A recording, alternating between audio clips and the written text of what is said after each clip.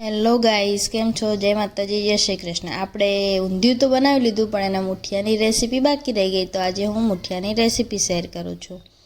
તો આમાં છે ધાણા અને મેથી, બેને આપણે ધોઈ સુધારી લીધું છે, અને એક જેમાં મુઠિયાનો લોટ બાંધવાનો હોય એ વાસણમાં આપણે લઈ લેવાનું છે। પછી તેમાં જરૂર પ્રમાણે મીઠું અને બીજા થોડા મસાલા કરીશું। તો આપણે સૌ પ્રથમ નાખીશું મીઠું, પછી તેમાં ચપટી હિંગ નાખવાની છે।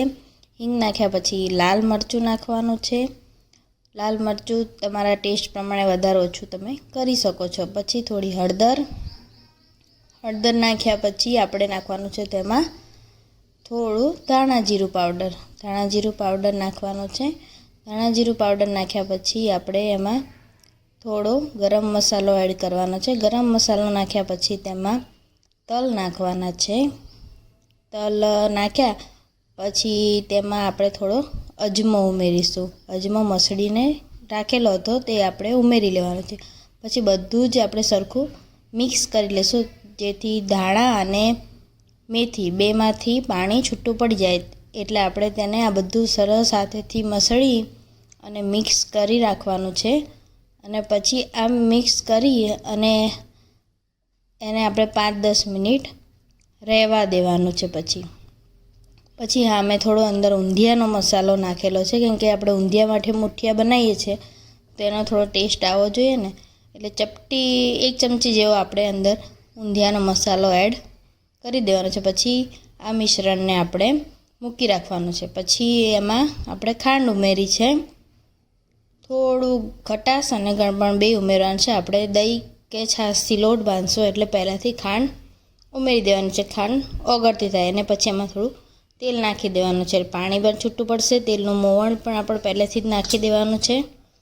હવે આમાં આપણે લોટ લેવાનો છે, તો લોટ આપણે લીધો છે ચણાનો અને થોડો લીધો છે ભાખરીનો, જે કકરો હોય છે, એટલે ભાખરીનો આપણે 2 ચમચી જેવો લેવાનો છે, બાકી ચણાનો લેવાનો છે।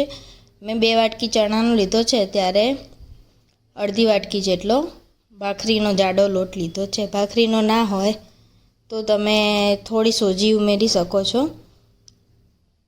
પછી બધું સરસ મિક્સ કરી દેવાનું છે મસાલા, અને તો પછી જરૂર પડે એ પ્રમાણે આપણે છાશ ઉમેરીશું। બાકી પહેલાં આવી રીતે બધું મિક્સ કરી દેવાનું છે, કે એમાંથી પાણી છૂટું પડ્યું હશે તો એમાંથી સરસ લોટ મિક્સ થઈ જશે। પછી મિક્સ થઈ જાય પછી આપણે એમાં છાશ ઉમેરવાની છે। આપણે ગળપણ નાખ્યું હતું તો થોડી ખટાશ માટે થઈને છાશ ઉમેરવાની છે। આ તો અમે વધારે પણ બનાવીએ છીએ, કેમ કે એકલા પણ ચા સાથે પણ મુઠિયા સારા લાગે છે।